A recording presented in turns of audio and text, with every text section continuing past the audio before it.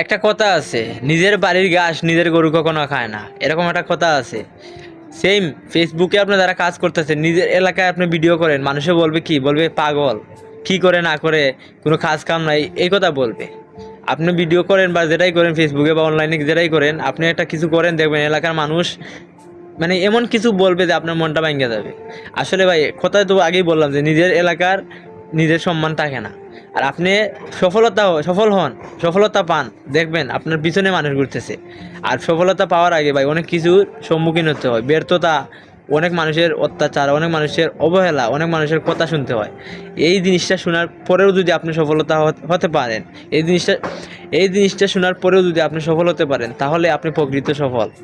আপনাকে বলবো, আপনি মানুষের কথায় কান না দিয়ে, কে কি বললো, কে কি হইলো, এগুলো না শুই না, আপনি আপনার লক্ষ্যে পৌঁছানোর জন্য আপনি যা যা করা লাগে আপনি করেন।